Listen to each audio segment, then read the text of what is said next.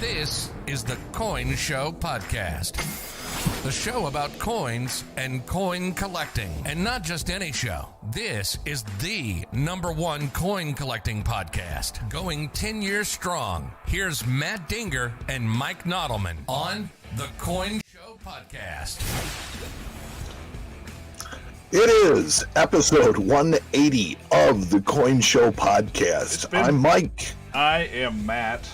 And as a special treat for our 180th episode, we have via phone Beth Deisher.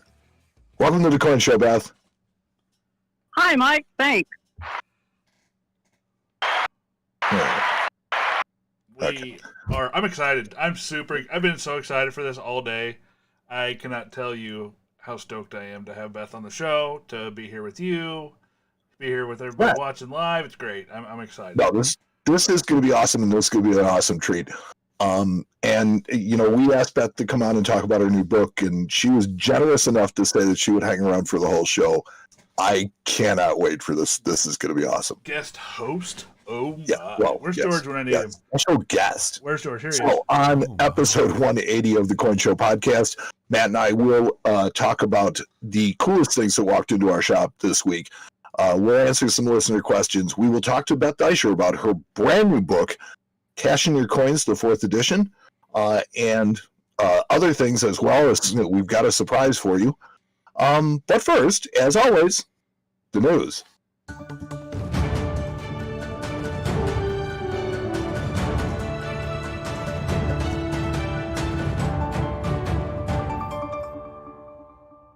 Now, in honor of our special guest, we actually have 2 sponsors tonight for the news. Holy cow. Let's go for them. Yeah. So the news tonight is brought to you by Street Signs. Let's face it, you'd be lost without us. Street Signs. And by Zero. If it's not positive and it's not negative, it's got to be something, and that something is the nothing that we call zero. Nice. Yeah. I love them. Absolutely. So let's get to the news. Let's get to the news. So the United States Mint has unveiled the 2021 Native American dollar coin reverse design.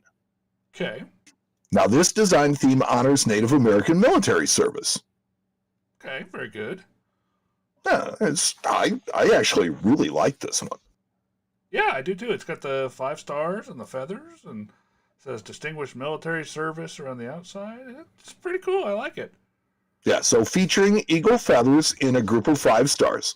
This design is simple and elegant. It's absolutely beautiful. So it might be one of the best I've seen on a coin as far as reverses go. They're really cool. So eagle feathers were traditionally earned in battle or awarded for performance of brave deeds. The 5 stars represent the branches of the U.S. military. This design was chosen from 17 candidate designs according to a CoinWeek article. Do you like this design, Beth?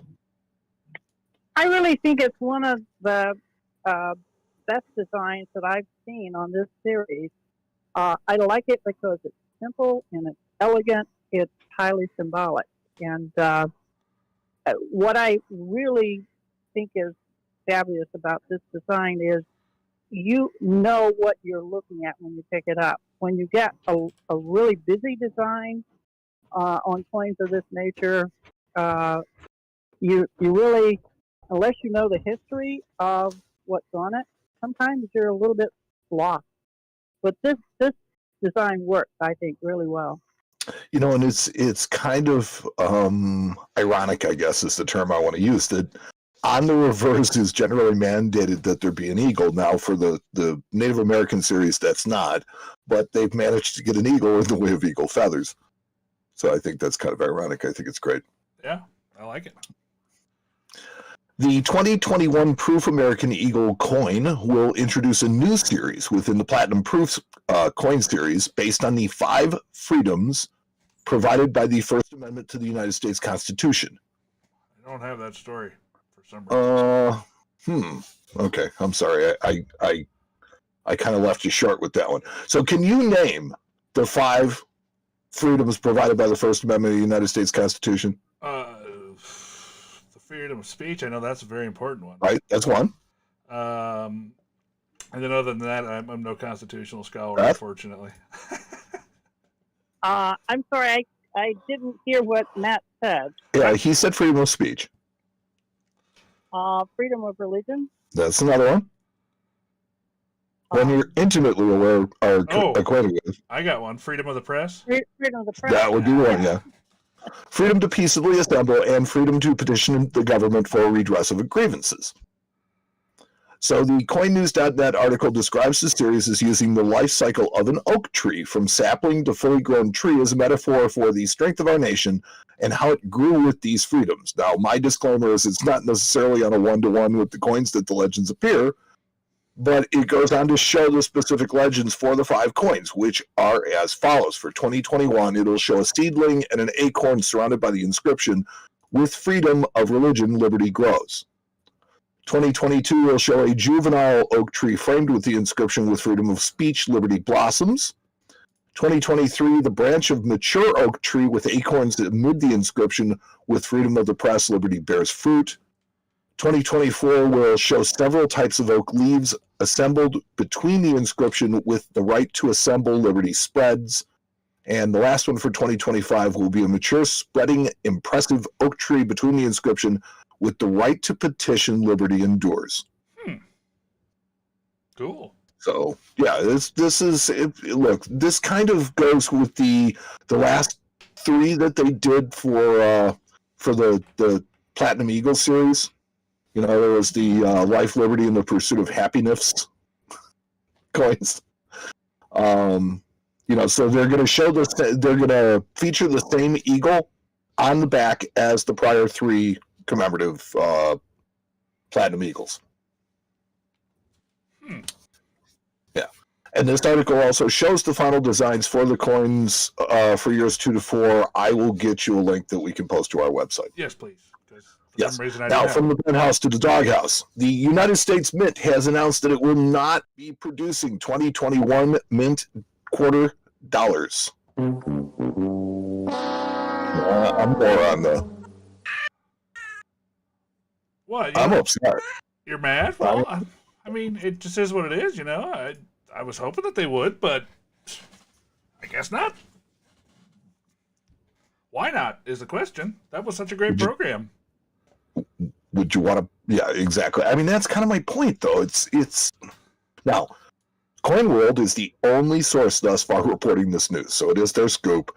Hats off to them. According to U.S. spokesperson Michael White, the W Mint Mark quarters were not conceived to be a multi-year project.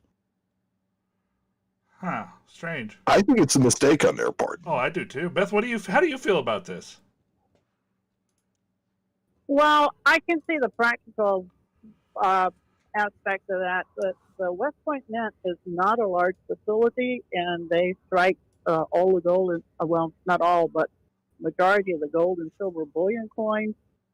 I guess the West Point Mint mark is very special, and they've used it periodically for special coins.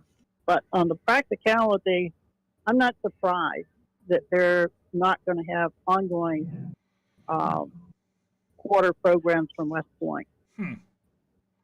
I mean, I guess they could argue that you may still look in your change to find ones that are currently circulating from 19 and 20, but I'm just disappointed because I didn't think that, particularly since there's only 2 quarter designs this year, that 4 million coins at West Point would be that big a deal to strike. But and I think it was a great program from the aspect of actually getting people to look at their change again. I mean, that was kind of the whole point of it in the first place, I believe. And well, like I said, I don't think they've lost that aspect, though. No, but again, I think people would like to be able to actually look through their change and find something that has a value other than just face value. I think that was kind of the fun of it. So, well, you'd hope so. Yeah, that was just me, though. The 2021 commemorative coins have made their debut, and with them, a new way to order them. Ooh. So with this new pre-order system, collectors may order the commemorative coins of their choice now, and then they will receive them when they're released, thereby avoiding any chance of missing a release and being shut out. What if they get more pre-orders than mintage? Then what?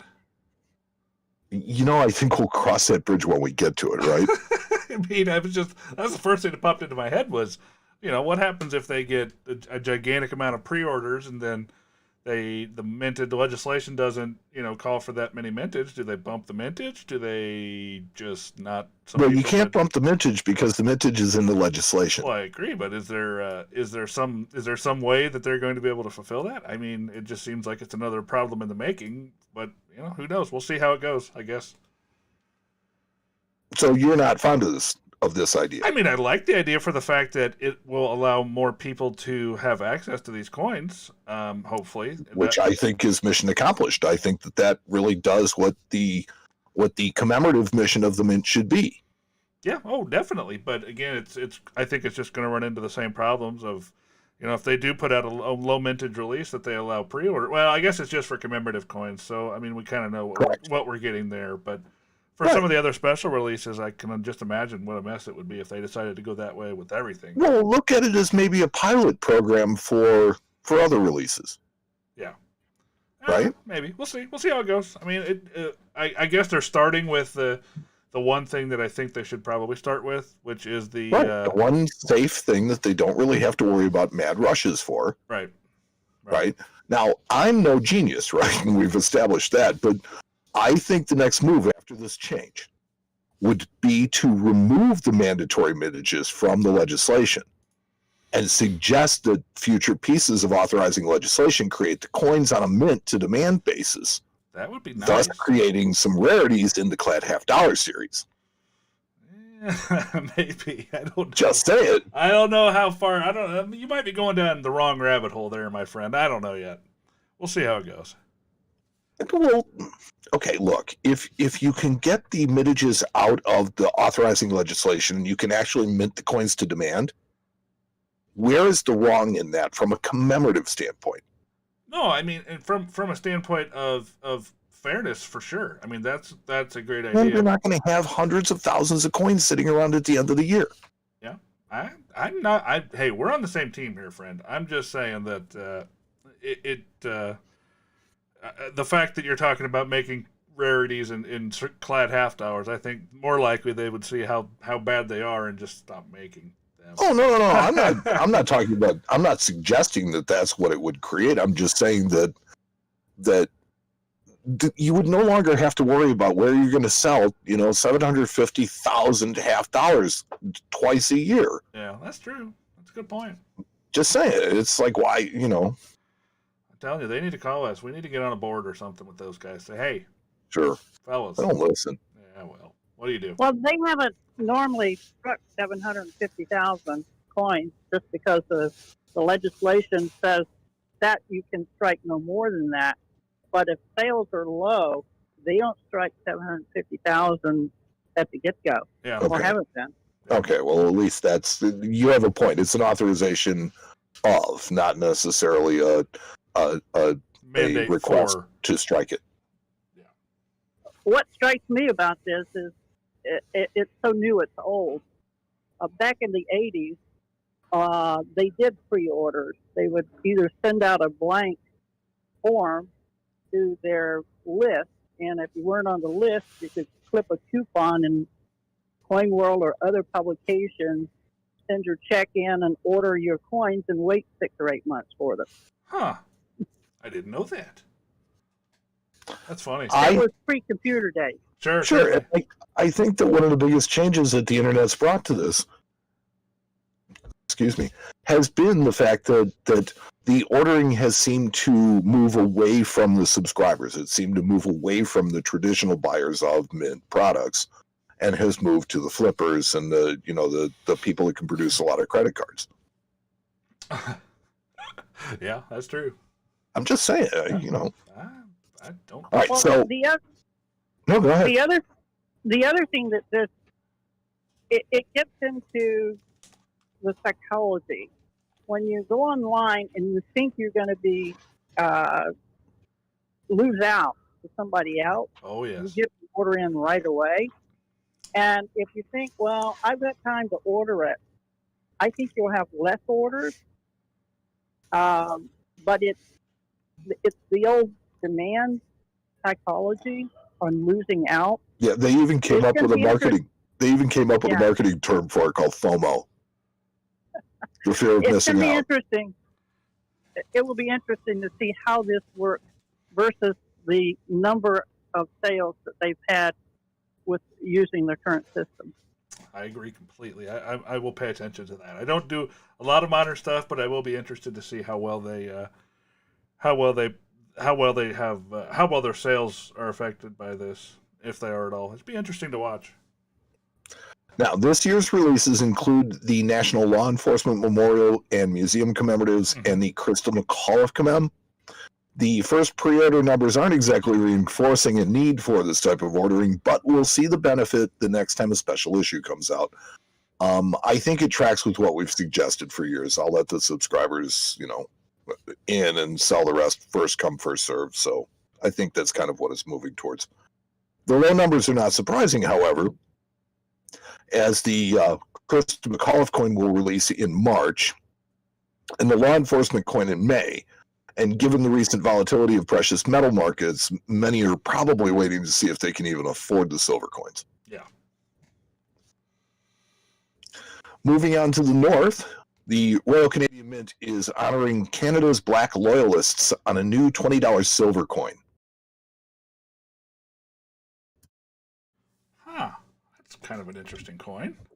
Yeah, now this coin features the coat of arms of the Black Loyalist Heritage Society in honor of Black people, both enslaved and free, who settled in British North America before, during, and after the Revolutionary War. So, these were people who were unsympathetic to the American cause during the Revolution, but given the fact, that Americans continued to enslave people, whereas the British of the time set forth a path for abolition, it's kind of hard, to not understand.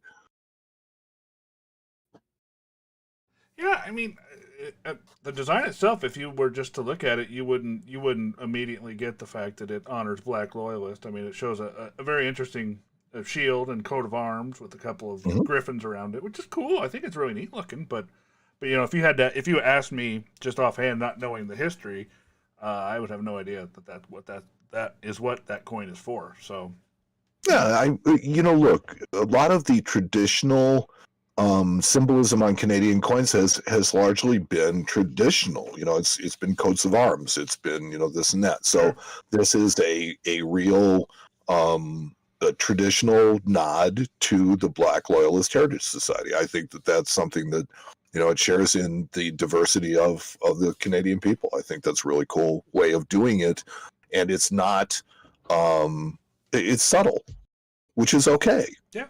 Not everything has to be in your face. I can get down with that. Now, after a 4-year hiatus, plans to replace Andrew Jackson on the $20 bill with Harriet Tubman have resumed. I saw this story. This is interesting. Have you seen this at all, Beth? Yes, of course.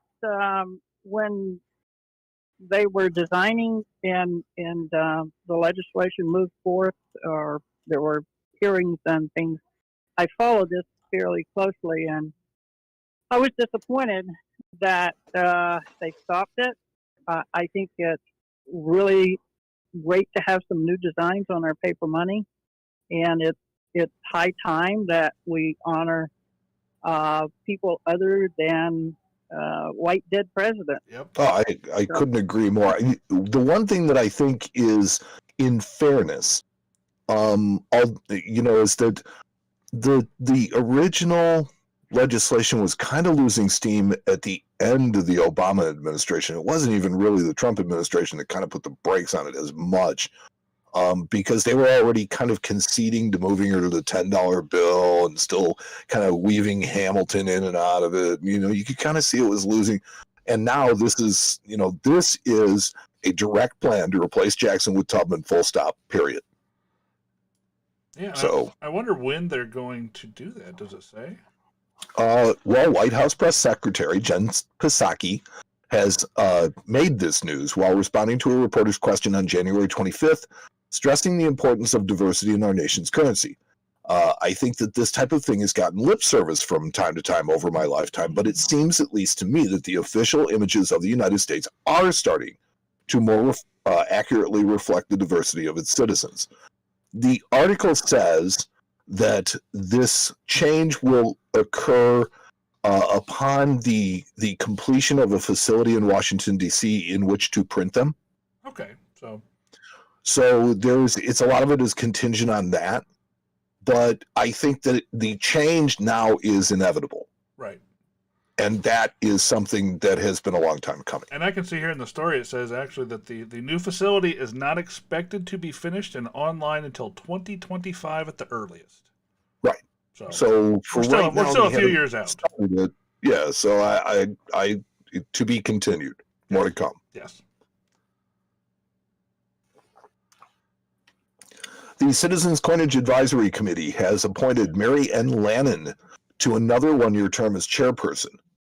Now, Ms. Lannon was previously chair from 2015 to 2018. Her term will run from January 29th of 2021. She was recommended to the committee by then House Minority Leader Nancy Pelosi, and she was reappointed to a second four-year term on the CCAC in 2018. Okay.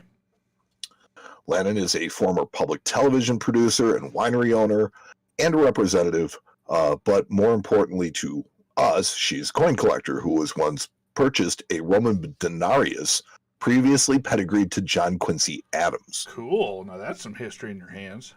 There you go. Joining the CCAC this year also is Arthur Bernstein. He begins a four-year term that fills the vacancy created when Gene Stephen Salmon's appointments expired this year. His appointment represents the interests of the general public. Bernstein's he's a passionate numismatist and the COO at the law firm of Tucker Ellis LLP in Cleveland. But he cultivates youth collecting through the Boy Scouts as a Scoutmaster and coin collecting merit badge counselor. Heck yeah. Yeah, so CCAC, I think they do great work. They're helping. Yes, I agree. I agree completely. Any aspirations for the CCAC for you, Ms. Deisher? Not at all. Okay. That was direct. I do know Mary Lannon very well. She and I served together on the board of trustees for the American Numismatic Society. And I know that chairing the CCAC is a lot of work. Okay. And I can only imagine how hard she worked before. She is very dedicated. And I'm glad that we have people like Mary who will volunteer their time and work on behalf of collectors. I don't happen to know Never Bernstein, but I'm, of course, happy that someone from Ohio was newly appointed. And you also have our friend and friend of the Coin Show, Dennis Tucker, who also sits on the committee. Yes. So you have some insight into the committee. That's great. That's insight we never would have had. That's nice that you knew Ms. Lannon. Okay, so moving back to America's hat.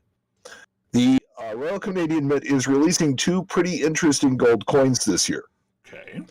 The 2021, the 5/9 gold 1 ounce $200 pure gold coin commemorating the Klondike Gold Rush. Well, there you go. That's a pretty important time in our country and their history, I'm sure. Well, it's particularly theirs. It's where a lot of the population of Canada, I almost said, of Canada came from. So it happened about 1896, and the story goes that gold nuggets were discovered in Rabbit Creek, which became I think it was like Bonanza Creek. That was what they called it in the Yukon. And for the next 3 years, people just crowded to the territory to try and find their fortune. So this coin features a pan sifting gold from the sediment of the creek being poured onto a Royal Canadian Mint maple leaf logo. Oh, that's kind of cool. The symbolism there is pretty cool. It shows them pulling the gold out of the ground and turning it into Canadian coinage. So I like it. Really love it. This design is fantastic. It's pretty cool. I think that's a really neat design. I don't think I've ever seen anything of portraying gold being panned on a coin. There could be, but I just don't recall one. Yeah, the symbolism is really just, it's right there. It's obvious, and I think it's just, again, this is another one that's simple and elegant and just real nice. Now, but wait, there's more. Although they show a picture of this coin. Did you see the edge of this thing? Is this something new that they're doing, or is this something I've just missed? Where it's kind of intermittently reeded with a smooth edge in between the reeds? It's actually kind of interesting. Smooth edge in between the reeds? Yeah, I have the story up here, and I have it on the screen. Okay, I kind of look down at the picture. No, they do that with their $2 coin. Okay. Yeah. Oh, yeah. Well, yeah. You're right. I don't ever remember seeing it on a gold coin before from them. So. No, I can't say I have, but I would think that it's just a collar. That's half rated, half not. But it's just, I just thought it was interesting. That's all. I'm just being I'm just coin nerding out over here. Looking at the edges. That's me. Nothing wrong with that. Let's see. But wait, there's more. The Royal Canadian Mint is also releasing a $250 pure gold Pasanka coin. Now, you say potato, I say Pasanka, but we all say it's an Easter egg. Yeah, that's cool. That's Pasanka cool looking. is a Ukrainian tradition which involves decorating eggs with intricate designs for a springtime ritual. This coin is 2 ounces of 4/9 gold and is still available on the Canadian Mint website for only, any guess? Oh, I don't even want to guess. How much? 4 ounces? 2 ounces of gold. $12,000. $73.99.95 Canadian, or roughly 5,800 US. That's actually not bad. And I mean, this one actually is really, really beautiful. Look at the work on this coin. Yeah, that is really cool. I don't know anything about the Ukrainian Easter eggs, but if they look like that, I might have to learn a few things about them because that's pretty cool. Yeah, this is another way of celebrating, diversity. It's really great. Yeah, I like it. NGC has certified the Paramount collection of large format gold coins. Cool. So Heritage will offer them at auction in February as part of the Long Beach Expo U.S. Coins Signature Auction and the Paramount Collection World and Ancient Coins Signature Collection in March. The collection is almost entirely made up of trophy coins. Yeah. So this goes from a 1907 extremely high relief lettered edge $20 pattern proof in NGC 68. Proof 68, mind you. Yeah. To a Great Britain Edward VIII sovereign pattern from 1837. And that, graded proof 67 ultra cam. Wow. Big I mean, it is like one of the holy grail coins of Canadian gold. British gold? It is a sovereign. I'm sorry. You're right. So it's British gold. Got to keep you honest there, buddy. That's what I know. And it even includes trophy ancients like a Roman Empire Magnentius, which is he ruled from 350 AD to 353, a gold medallion graded NGC Ancients MS Star. And that thing is huge. 5 out of 5 strike, 3 out of 5 surface, fine style life graffito. That's huge. It's a big coin. Yeah. I mean, they're monsters. Wow. Very cool collection. I'll have to pay attention to that one when it sells here at Heritage. It looks like the auction is coming up February 17th, the 21st. So about 10 days from Right. now. And the ancients in March. Yeah, cool. The Very world cool. and the ancients in March. Very, very cool. So the fact that many of these coins have not seen the market in a generation promises that many new record prices should be set. Wow. It's amazing that that's going on right now during, the largest pandemic in 100 years, that they're still able to auction these coins and they'll still bring record prices. It's kind of that amazing. works. And finally, in the long-winded news, the Pittman Act melted millions of Morgan silver dollars, and we sold that silver to Britain. Yep. But did you ever wonder what happened to that silver? I never really thought about it, no. Coin Week published an article this week that really made me think, and it made me smile, because although we can't really trace the source of most of the metal in our coins, when we can, it kind of evokes a special interest. So it reminded me of the California Gold $2.50 gold coins, and they're special because they were specifically made of California gold at the Philadelphia Mint. Yeah. Well, we know that Britain did, or we know what Britain did with at least some of the silver that we sold them under the Pittman Act. So it turns out that after World War I, the British colony of India was finding difficulty in redeeming currency for silver on demand. So the British shored up their colony by having the United States directly ship silver to Calcutta, where it was recoined into silver 1 rupee coins bearing the portrait of George V for exchange for currency. Huh, that's cool. I never did know that. So the United States was required under the Pittman Act to remove silver certificates from circulation in numbers equal to the ones that were melted, and the Treasury replaced them with the very first $1 and $2 Federal Reserve banknotes in 1918. Huh. Well. So the Coin Week article closes with this thought that the next time you examine a 1919 India 1 rupee, that you should realize that you're quite likely holding a 1903 or 1904 Morgan dollar as well.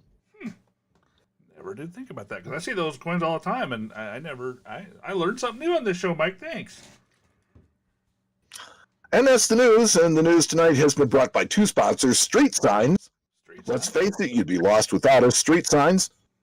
And by Zero. If it's not positive and it's not negative, it's got to be something. That something is nothing that we call zero.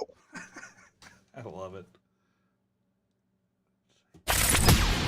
You're listening to the Coin Show Podcast with Matt Dinger and Mike Nodelman. Well, we have to put up with my silliness somewhere in this show, so. Yep, that's okay. It's fine. We like it. We like it. It's fun. Yeah. Well, now in the not silliness department, the reason why we're here tonight. So wait, the reason why we're here tonight is not to talk to Beth, is it? Yeah, no, the reason why we're here tonight is to talk about. Oh. The entire reason we're here tonight. Gotcha. Let's see if we... Let me. I know you have some questions. I know that our listeners have some questions. I see some of those already popping up. Well, here, let's give the lady a proper introduction. Go for it. Yes, please. Please do. So, Beth Deisher is the award-winning author of the award-winning Cash in Your Coins, Selling the Rare Coins You've Inherited, which is now in its 4th edition. It was written expressly for those who have inherited coins or those who have old coins they'd like to sell, but didn't know where to start or whom to turn. Beth was on when she wrote the first edition of this book, and we had her on from the World's Fair of Money. She has been gracious with us in her time and her generosity, and I really don't want to read you any more of her bio. I'd rather have her on. Let's give a warm Coin Show welcome to Beth Deisher. Oh, that's wrong. Sorry. Thank you, Beth. Or thank you, Mike. Thank you, Beth, for being here. We really appreciate having you on the show. Mike, I know welcome you've been... to the Coin Show. Again. Thank you. Mike, I know you've been kind of fanboying about having Beth on all day. I know you and I have been talking back and forth. So where do you want to go? What do you want to talk about? Well, the first thing I want to start out with is with this book, because yes. I've gone on record many times as saying how much I love this book and just the general mission that it endeavors. And I think that and now from the other side of the counter, I see more of the horror stories of people that inherit coins and end up getting ripped off and really soured on the whole industry, and how it gives everybody a bad name and a black eye. And, this is helping that as well. So, how much better does it get than that? So given that, Beth, was that your intention when you set out writing this book? Really, the idea for the book came when I was still at Coin World. At lunchtime, I would usually cover the phone, because at a news organization, you never really want to not answer your phone. Sure. And you don't want it to go to voicemail, because any call can be your lead story that week. So we would take turns covering the phones, and I would often get phone calls from people who had inherited coins, and they didn't know what to do with them. They had no idea what they had. And bear in mind, I started with Coin World back in '81, and we didn't have digital images, and we didn't have the internet, and it was really difficult to try to talk somebody through this. And even when the internet came about, it was still more difficult. And so often, people were so afraid to go to a dealer, and I would often say, well, do you know who your husband or grandfather or father or whoever put the collection together? Do you know who they dealt with? And most of them didn't know. So I made a vow that the first thing I would do when I retired from Coin World was to write a how-to book for those people, because I realized through the years that there were many, many families, and especially spouses, generally wives, that had not been involved in the coin collecting, and they were left for these collections. So many collectors never want to sell their coins while they're living.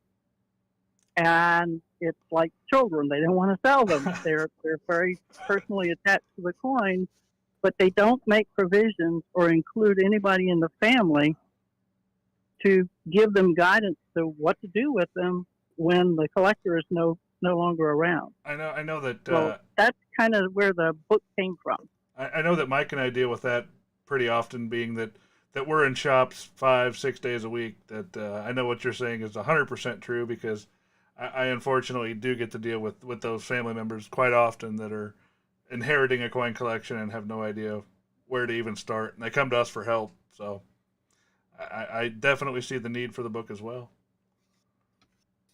Yeah, so it was really interesting to read this book, and so the fourth edition, which has an absolutely brand new chapter in it on counterfeit coins. Now, how did you decide that was something that needed to be added to this book? Well, as many of your listeners may know, that in 2017, I began working with the anti-counterfeiting task force, and there was just a lot of information that we would provide to the public. And as I realized that people who are inheriting collections could very well encounter counterfeit coins, and it's a primer to give them some idea that if they do offer a collection, or they get advice, not to be surprised if someone says you have a counterfeit. They're not trying to rip you off. Indeed, there could be a counterfeit. And that's because over the last about 15 to 18 years, many more counterfeit coins have come into the marketplace. And literally during the time that I worked with the anti-counterfeiting task force from 2017 to well into 2019, I saw examples of literally every design type of U.S. coin, from early half cents, large cents, down through the latest commemorative, early commems, even circulating coins. And whereas in, say, 2003 or 2005, most any coin collector could probably tell from looking at the coin there was something wrong with it. It, maybe counterfeit. They have become so good over the last 5 years that generally you need an expert or at least an advanced collector to begin to determine whether the coin is counterfeit or not. And as people buy them on the internet in different places and put them in their collections, then they're infiltrating, if you will, collections that are passed on. So there's 21 pages in this new chapter. It's fairly well illustrated, and it gives them basic information about counterfeits, where they come from, and advice on making sure that they know whether or not their coins are genuine, and some good advice on how to deal with them or how to have them authenticated. And so we just felt that it was now imperative to include that kind of material to the non-collecting world. I wanted to pay this compliment without getting way too fanboyish about it, but one of the things that I think is very apparent, is when I read your writing in particular, that is, your style of writing is simple and it's very easy for the layman to understand. And the fact that the way that you broke down the counterfeit section in showing just the basic differences that you'll see across series, with different types of counterfeits, like the slight oblongness or slightly out of round characteristics of some, and one of the things I thought surprised me the most was, when you said there used to be an old saying in coins that it's like, if it's too cheap to counterfeit, it's not counterfeit. And that's not the case anymore. And I saw Matt's face when you said, and circulating coins, and it's like, and yes, and you go through that and make people aware of the fact that even that is becoming very prevalent. It's a big problem, unfortunately. Yes, and it is. It's surprising to people, but there are enough counterfeit circulating coins in change now, as even non-collectors are looking at the coins and saying, there's something wrong here. And I have, in my travels, encountered or I've gotten back counterfeits in several states, and people were picking up on them. So it is likely to happen to everybody in the next 5 years. It's unfortunate. They will encounter a counterfeit either in change or in coins that they're collecting. Wow. That's rather unfortunate, and it kind of unfortunately shows the state that our hobby is in at this point with counterfeit. So yeah, so one of the things that I love the most about this book was the fact that it goes through that, and it's written well for the layman, and you don't have to be a coin collector to understand what's going on here. She breaks things down in basic terms that anybody can understand, and the illustrations are such that, they're really detailed. And she says that you can go and look here, and your coins should look exactly like this. And if they don't look exactly like this, then there's something to question, and things like that. And that apart from the premise of the coin collector goes with this book, kind of goes through his collection and can just leave it with the collection and then whenever that time comes, it's there, and the heir will stumble upon the collection with this book, with the notes in it, and have just such an easier time of dealing with what's going on, and that is a public service. You know what it all kind of almost reminds me of, and this is going to sound kind of strange, but Mike, do you remember the movie Beetlejuice?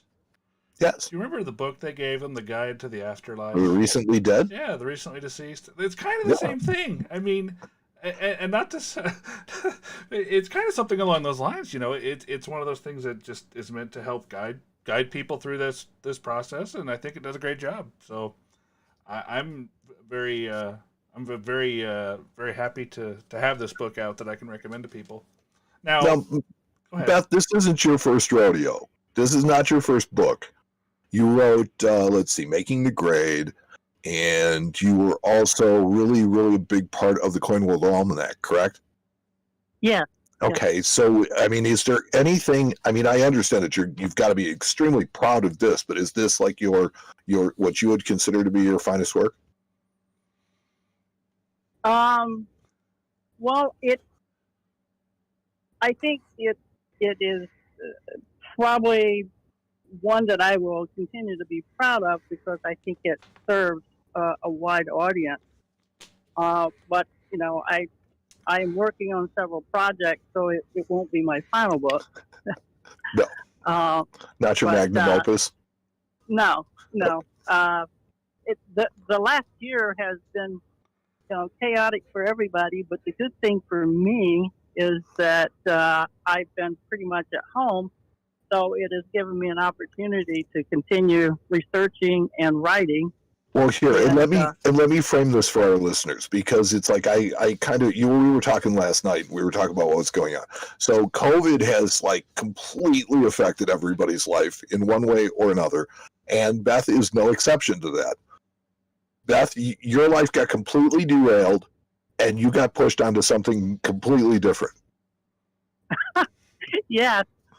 I had just finished updating the fourth edition of Cashing Your Coins and had sent it off to Whitman, and was working on several smaller projects when my friend Rusty Go called and said, "Hey, I need help. Would you help me? Would you think about copy editing a book that I've been working on, researching and writing for the past 10 years?" Okay. And of course, I had known Rusty, and he is, you know, Mr. Carson City. So I said, "Well, Rusty, I don't know." And he said, "I want to send you some sample pages." So he did, and I thought the book was going to be about 600 pages, and it's very interesting for anyone who's read his previous books on the Carson City Mint and a couple of others. You'll know that he's very thorough and he writes very well. So I thought about it, and I realized by this time it's mid-March, and it was very clear that we were going to be probably in lockdown mode for a few months. So I took on the job, and soon it became very evident that there were many more pages than 600. Oh. And the book has just been published in 3 volumes, and the 3 volumes contain 2,500 pages. Oh my God. That's a little more than 600. Wow. A little more. It has a little over 1.5 million words. Wow. So that will explain why I began copy editing work the first week in March and finished in late August. And often I would spend 8 to 10 hours a day copy editing, enjoying every minute of it. It is a fabulous book. Anyone who likes Western history, mining, if you collect Carson City coins, this is absolutely a must. And it's written in a very different way. It not only gives you the historical setting of each of the 111 date mint mark coins and denominations, produced at the Carson City Mint, but then it gives you what he calls coin commentary. And it follows the collectible coins and the pedigrees and the market analysis like no other book I have ever seen does. And it's a fascinating work. It's a reference material, but you can read the historical settings almost like a history book. So it has just been introduced in the marketplace. And for those who are interested in the Old West mining or Carson City coins, this is a must-have in your library. And I'm sorry, Beth, what was the name of that book? The name of it is The Confident Carson City Coin Collector by Rusty Go. Cool, very cool. I'm gonna try to And get what's that. the website that they can go and look at? It's southgatecoins.com. Southgatecoins.com. And also, while we're talking about where to get books, where can they get your latest edition of your book, Beth? I'm sorry, Matt is breaking up, and It's okay. I can't hear all of what his question is. Okay, so I'll help with that. So he was wondering where he could get a copy of Cash in Your Coin, Selling the Rare Coins You've Inherited, 4th edition by Beth Deisher. Oh, great point.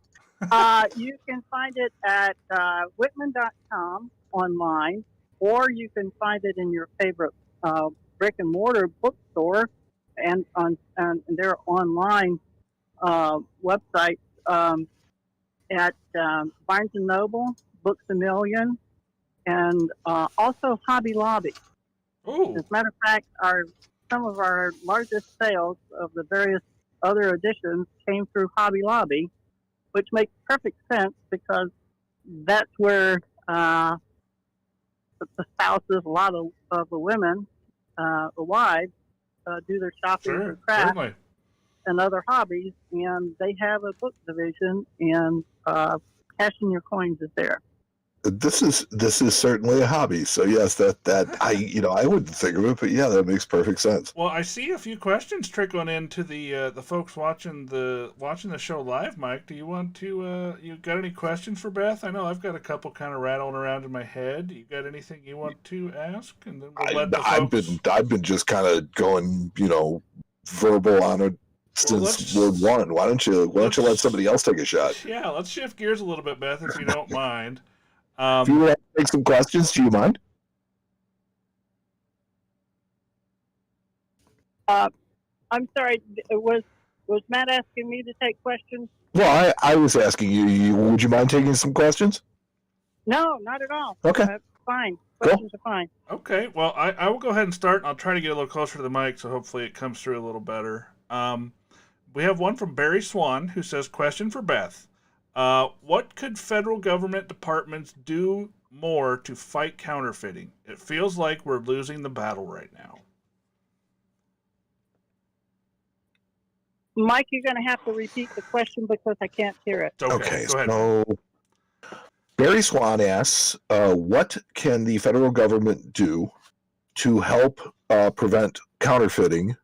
It seems like we're kind of losing the battle in this country. The biggest thing is to devote more Secret Service and Homeland Security investigation agents. There are many cases. Doug Davis now is director of anti-counterfeiting for the foundation, and Doug has many cases and is working with them for investigations. But during the past year, with the election and other events, most of the Secret Service agents, of course, the Secret Service is directly responsible for enforcement of the counterfeiting laws, and Homeland Security investigations do many of them. And there's just a huge backlog of cases. Those that we've had some successful prosecutions, but the problem is getting the investigations and the arrests and moving forward in the court. There's a huge backlog, and part of it is due to the lack of personnel to investigate. I would think that one of the biggest problems facing investigation itself is the fact that the jurisdiction, that a lot of the counterfeiting is going on in other countries, including China, where it is condoned, let alone, they're not going to let us extradite people or prosecute them. And I just think that the foreign influence has got to be probably the biggest obstacle that they face. Well, it's true that we don't have jurisdiction, of course, in China, which is the largest producer of counterfeit coins coming into the United States right now. But they're certainly, when they're imported into the country, anybody importing them is subject to our laws. And if you buy or sell them, you're subject to the counterfeiting laws. And even possession carries some penalty. Yeah, So we can't reach into other countries such as China, but once they reach our shores, they certainly are anybody involved in the trafficking, importing, buying and selling. There are severe penalties.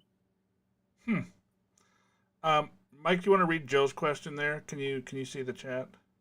Like, I Okay. totally can't. Okay, Sorry. well, Joe Bohannon asks, what sort of issues are there legally with owning counterfeits as a collector if we aren't selling them as genuine? So what type of issues are there with collectors holding counterfeit items when we're not intending to distribute them? As collectibles. So I would think that his focus might circle around if we use them as teaching items or if we use them ourselves to help in anti-counterfeiting education. This is an area that really needs clarification in especially the federal law. The law itself includes possession. There's nowhere in the federal law that exempts a person who holds coins for education. In a practical sense, the investigating agents are not concentrating on collectors who hold them for educational purposes. They are really going after the people who are importing with an intent or buying and selling with the intent to deceive. That's where the focus of the investigations are today. But I would really like to see a change or clarification in the federal law. I'll give you a real quick example. When I was working with the task force, I was in Washington, D.C., working with some congressional staff on a different item. And I had time and thought that it would be good to set up an appointment with the liaison from the Secret Service to the U.S. Mint to talk about the problems of counterfeit circulating coinage. And I asked him if he would like to see examples of the coin. And he said, I asked him, well, do you want to see the coins or would you like to see images? I can arrange to have some examples. And he said, Madam, if you bring counterfeit coins and you tell me they're counterfeit, I will confiscate the coins and I will arrest you for possession. Wow. I said, fine, we'll bring images. Wow. But, well, that's the letter of the law. It is the letter of the law, and he said, I'm duty bound. If you tell me that's a counterfeit coin, I'm duty bound to arrest you and confiscate the coin. And he's exactly right, because that's the way the law reads. Yeah. And that's the reason I feel there really needs to be an update or clarification, perhaps a technical amendment. The counterfeiting laws basically date from the 1870s. and haven't been updated since that time. So that's an area that people have different interpretations of. But as I'm telling you, the example and standing in front of a Secret Service agent and telling him you have counterfeit coins, I don't think I would want to test that. No. Personally, I wouldn't want to test it. Yeah, no, I think that would probably be a poor choice. So the book is called Cash in Your Coins, Selling the Rare Coins You've Inherited. The author is Beth Deisher. This is the 4th edition. You can go out to Whitman.com. You can find it online. Buy this book. Fill it out. Put it with your collection. Beth, thank you so much for coming on and helping us with this. Thank you very much. Hey, I really enjoyed it. Thanks a lot. Beth Deisher, ladies and gentlemen. That was great. Amazing. Great show. Oh, wait. We have one more thing to do. We do. But I kind of figured I'd let Beth off the hook. She kind of, she was very generous with her time, and so. Let's get ready. You ready? Yeah, no, absolutely. Here it comes. And now for the coolest thing to walk in this week. A competition segment between Matt and Mike to see who's had the coolest thing walk into their shops. Who'll win this episode? Let's find out. Matt? Mike? Who's got the coolest thing? All right, so I am going to go first this week. Gotcha. Bring it up. Because I think that, I probably got you faded. Yeah, I don't know, friend. I'm bringing it. Look, this is what we've needed in this segment for a while now. It's real we have competition. Needed true, win at any cost, bring it kind of, Yeah.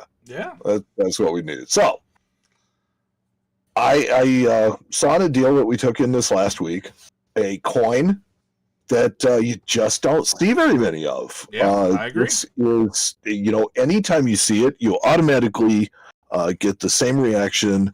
It's that one. That's the one you want to see. And this one is an 1843C for Charlotte, $2.50 small date. You know the mintage on those? The mintage on the small date? Yeah. I do, as a matter of fact. There was a mintage of 2,988 of these coins made. That's not very many, buddy. That's not very many at all. No. So this coin is certified by PCGS. It has been cleaned as, hey, many of the coins from, this era were. Yep. This one has also been circulated. But, let's face it, this is a $3,000 coin. Well, it's a rare coin. I mean, any American coin with a mintage of 3,000 pieces, especially a gold coin, it's rare. It's a rare coin, for sure. And then on top of it, it has the magic C. And, I really kind of noticed this, that C's, people just go nuts over C's. 1 C, 2 C's, they love them. Yeah, that's right. Yeah, very cool coin. I like it a lot. Yes. So is that one that's in stock right now in Harlan J. Burke, or is it somewhere else It is already? in stock. It's for sale. It is in our front case. It is in the very front one, and Yeah, well, that's amazing, but not quite as amazing as what I'm about to show you. Okay. What you got? So I am not really bringing. We call this segment the coolest thing, and it's the coolest thing to walk in. I am not really bringing a coin. I'm bringing a piece of paper money, but more so, I am bringing a beautiful piece of art. Let's check it out. We bought an 1880 $50 United States note. Have you ever seen one of these, Mike, in person? I have not. As a matter of fact, up until this very moment, I had never seen another one of these bills. It's a super cool note, and with one of my most favorite vignettes on any piece of American paper money is on the right side of the front of this note. It's absolutely beautiful. And actually, one of the funny things about this note is you actually see that they use the Roman numeral for the number 50 right on the front. It says 50, yep. And then right underneath it is a very stylized L, which in Roman numerals stands for 50. Yep. But on the front of this... Super Bowl time, we all know this. Yeah, that's right.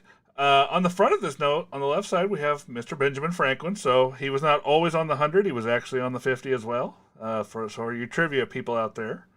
But then on the right side of this note, we see kind of a stylized effigy of liberty standing there, kind of just looking at you with a crown on and leaning on a shield that has the American eagle on it, holding a sword, just kind of staring you down. And that is probably one of my favorite vignettes on any piece of American paper money. So I brought this. I told you I was going to bring it. I know you brought some Charlotte Gold, but I have to say I think I win this one, but we're going to let the people decide. Oh, we'll always let the people decide, but I have to say you definitely brought this. Now, if I'm to comment on yours, this has the things that always make me just absolutely happy when I see paper money, and that is, having the penalty on the back. Yep. So this one is punishable by $5,000 fine, and or imprisonment at hard labor, or both. Yes. This one is legal tender at its face value for all debts, public and private, except duties, imports, and interest on the public debt, which means that this one is a United States note, isn't it? It is a United States note. It's not a silver certificate. So there you go. In that particular era where they were really going ham with silver certificates, this is actually not a silver certificate. So right. Very cool. I have to say, really, really beautiful. I thought it was Caesar on the right, so I'm glad you clarified that to Liberty. Yeah. And I think that this one is really up to the listeners. Let's see what they think, because it's hard to go wrong with either. I mean, you would not kick either one of these out. No, I would let them both eat crackers in bed. Yeah. Wait, what? So guys, to vote, you have to be a member of our Friends of the Facebook group Friends of the Coin Show group on Facebook. Our Barry, I believe, usually posts up a poll on who wins, and you guys can go there to vote, and then we'll reveal the results. So there you go, guys. That's it. That's what we got. I hope I win, but I won't be sad if I don't, because a 3000 vintage gold coin is pretty darn cool. I'm gonna say, I'm not gonna, to be honest with you, it's not gonna count my chickens before. How can you go wrong with either one of these? Right. Like I said, I would let them both eat crackers in bed. So yeah. Wow, Mike, I think we just did it. I think we just got to the end of episode 150 with all of our friends hanging out with us tonight. What episode? 180. I said 50. I had 50 on the brain from my note. 180. I can't believe we got there. All of our friends hanging out with us. All of our friends that are going to listen. I want to put one more plug in. Go ahead. So we have, it's Cash in Your Coins, selling the rare coins you've inherited by Beth Deisher. And we have a copy of this to give away. Beautiful. You know what we should do? We should not only next episode when we do our Silver Eagle giveaway, we should have a couple other giveaways. I've got a few things to give away. We can draw several names, and all sorts of people can win stuff. So let's give away the book. Let's give away some other cool swag that I have. Let's give away so here's what I want to do for the contest for this book. Oh, okay. You got something else. Go for it. I have something in mind, and it's fine because we can give it away on the next episode. Beautiful. That means that you have 2 weeks to enter. Uh-oh. Oh, boy. Okay. So what I want is for you to email me at mike@coinshowradio.com. And I want you to tell me what your favorite part of Beth on tonight's show was. Beautiful. Love it. That's easy. Just having her here was mine. Tell me what and we will pick a winner from that. It's not every day we get to have a living legend in the coin industry on the show, so I'm really glad that we did. Awesome, and she always is. Yes. Like Beth is just like, she's the most generous person with her time, and we couldn't love her anymore. Yep, she has been on the show several times, and every time she comes on, I leave feeling great because I know that what we just talked about was fun and good, and everybody's happy. So, well, I mean, and think about it. I just got to do the news in front of a news editing legend. Oh, I wonder if she's gonna email you some tips. Yeah, give her critique on my news delivery strategy, maybe even your your advertising. She's going to say, Mike, you really need to up your advertising game because I don't think those are real. Just say it. Don't think they're real. You would be surprised. You would be surprised. All right. Well, thank you everybody for joining us live. Thank you guys for you guys that are downloading this and listening to it on your way to work while you're jogging. Thanks to Justin. Thanks to Barry. Thanks to Ernesto and everything that they do too. You guys all rock. Thank you so much, and have a wonderful evening. We'll see you guys in a couple weeks. Yes. And now for Oops, wrong button. and now, Oh, that's not the button I want either. Wow. Did I put the wrong one in there? I guess I did. I know, I totally broke it. Give me just a second here to delete this and put that over there. Mike, I screwed up. I can't believe it. It happened. I did it for once. It finally happened. I broke the coin show. I broke it. He broke the coin show, dude. I did. But I guess while I'm loading up this thing here, I will let you guys. You guys, if you guys are enjoying the show, which this is kind of where we get serious, but we do a lot of stuff on the off weeks. We do a whole nother show that's not necessarily so serious and a lot more fun. You think we goof off on this one? Yeah, we goof off a lot on that show, and it's actually kind of just like it's almost like we get together and goof off for an hour and then let you guys watch it. And it's really fun. We talk about what's coming up on the show. We talk about things we want to do on the show. Last week we talked about the Reddit, we did Reddit guys, the Reddit silver mess. Wall Street Bets Reddit. Yeah. Yep. So, to get access to that show, just go to patreon.com, $5 a month to help out this show. We'll get access to that show and all of the other 26 or 8 or 30 episodes that we have there. So, and all that goes towards just making this show better. We got a lot of fun stuff planned once we can get back to shows. I know that I am ready to do some live shows at coin shows with Mike. But doing this has been a real joy, and now this has been 30 episodes on video. Wow, that's insane. Yeah. All right, now I got it. Thank you, everybody. Have a wonderful evening.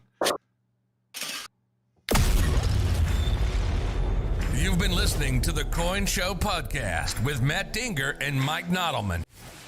The boys will be back soon with another informative and entertaining episode. Meanwhile, you can follow the show on social media at The Coin Show on Twitter and Instagram, and on Facebook at facebook.com/The Coin Show. You can also join their private group. Just search Facebook groups for Friends of the Coin Show and request access. But if you want to take it to the next level and support the Coin Show podcast, you can go to www.patreon.com/The Coin Show. If you subscribe at the $5 a month level or higher, you'll have access to Not the Coin Show podcasts on the off weeks, as well as other surprises reserved for our patrons. Visit our website at coinshowradio.com or download our podcasts on Apple Podcasts, iHeartRadio, Spotify, or wherever you download your podcasts. This has been the Coin Show Podcast.